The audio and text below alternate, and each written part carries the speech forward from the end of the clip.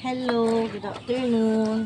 Tayo ngayon ay maglilinis ng tubigan nila dahil meron akong pupurgahan na mga sisiw ko, yung medyo malalaki na, kasi pwede naman na daw sila purgahan kasi malaki na. Itong ano na to, patubigan nila. Dati ko na itong ginamit nung nagsisimula pa akong nagninegosyo ng broiler 45 days. Kung tinuloy ko yun, sayang din yung income doon. Kaso kasi napapagod ako, wala akong kasama lalaki kapag nag-harvest ako ng manok ko dati. Kaya kawawa ako. Akalain nyo ba naman 200 heads, tapos after 200 heads mga 25 days pa lang yung mga 200 heads ko, magkukuha na naman ako ng another. Ilalagay ko sa ibang kulungan na naman. Lain nyo yun. Kaya nakakapagod talaga. Tsaga lang. Pero maganda rin ang kitaan doon. Kaya sa mga nagbabalak ng dyan, kung maluwag yung bakuran nyo, bakit din nyo i-try? Kahit lang, 50 heads, 20 heads, maganda na yung goods na yun. Tapos ibenta-benta nyo sa mga kapitbahay nyo. Dati ganun sa akin, binibenta ko yung mga sobra ko sa mga kapitbahay namin. May mga iba din pupunta pa rito galing sa ibang lugar, bibili ng mga bibili ng 100 heads. Tapos ako pa magdre-dress minsan. May kasama naman ako minsan, kaso wala na dito yung mga katuwang ko kasi pang nag-harvest ako, may mga sariling trabaho na sila. Pero binibigyan ko rin naman sila every harvest ko.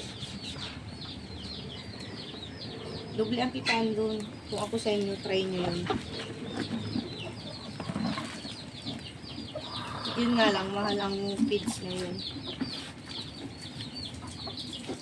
Tapos, feeds, saka yun. Vitamin, syempre, para hindi sila tabla ng sakit. Ayan. Malinis na. Lagyan na natin ng water. Water galing sa ating mahiwagang well. Well talaga. Eh, dito sa drum. Malinis na sa drum natin. Galing sa aircon ng ating pamangkin. Ayan, isang tabo lang. At kalahati. Tapos, lagyan natin ng papapurga. Asan ba yung purga nito? Ito. Lagyan natin. Wait lang. Ayan, nagupit na natin. So, lagay na natin ito.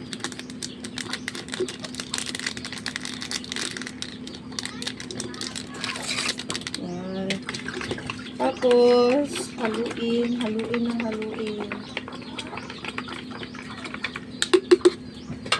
Tsaka, lagay na natin doon. Dati 5 sisiw yun, ngayon 4 na lang. Naawa tuloy ako. Para tumaba sila, lagyan na natin to. Tiri! That's it. Punta na tayo doon.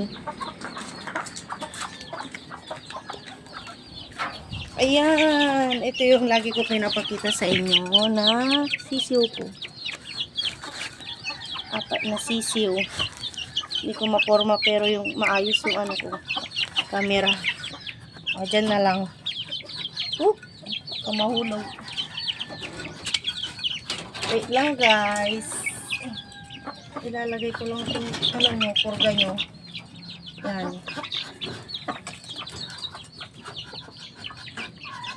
Yan. Tanggalin muna natin ito. Yan. Yan guys. Umiinom na sila. Saan na sila? Ayan. Yan na sila. Umiinom na sila. Oh, yan. Hindi ko muna kayo pakakainin ha. Mag-inom muna kayo dyan ng inyong vitamins with purga na yan. Oh. Yun lang guys. Thank you for watching.